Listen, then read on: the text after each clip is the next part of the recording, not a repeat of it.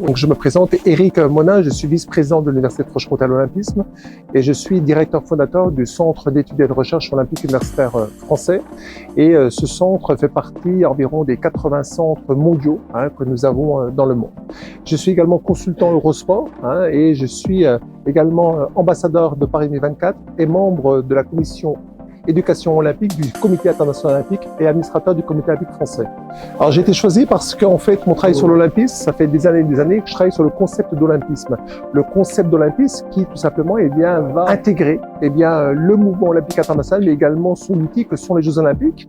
Et ce travail mené de longue haleine depuis plusieurs années m'ont fait tout simplement travailler sur la candidature de Paris 2024, notamment sur l'étude d'opportunité, qui m'a conduit tout simplement à travailler davantage, notamment dans le cadre de Paris 2024, lors de l'obtention notamment de Paris comme ville hôte. Et là, naturellement, Paris 2024 m'a nommé ambassadeur de Paris 2024. Alors en fait, c'est la deuxième fois. J'étais à Tokyo. J'avais porté la flamme dans le cadre des Jeux, sauf que je ne l'avais pas porté réellement parce qu'il y avait eu Covid-19, il y a eu confinement. Donc en fait, tout s'était interrompu. Et là, c'est réellement la première fois que j'ai porté. Alors c'est quelque chose d'important. Pourquoi? Parce qu'en fait, cette flamme que j'ai portée à Naflio, en grec, cette ville de Nopli, qui est la première ville, notamment, qui a servi de capitale lors de l'indépendance de la Grèce en 1821.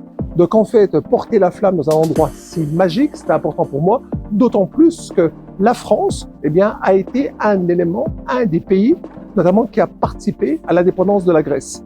Donc en fait, porter à Nopli, c'est un grand privilège, mais également porter à la place de Nopli, où il y a le monument notamment qui parle notamment du remerciement de la France.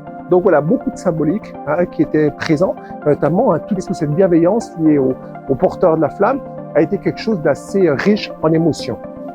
Alors je crois qu'il est très important justement peut-être de bien prendre en conscience que les Jeux Olympiques, c'est un moyen de rencontrer d'autres personnes, de lier notamment des liens, peut-être fraternels, peut-être amicaux. Vous savez, les Jeux Olympiques, c'est 206 nations.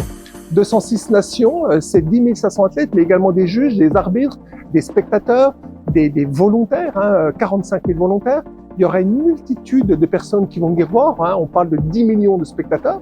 Donc en fait, ces Jeux, c'est un moyen pour la jeunesse de découvrir le monde entier. Et c'est ça qui est très intéressant, c'est globalement de s'ouvrir le plus possible sur les différentes cultures.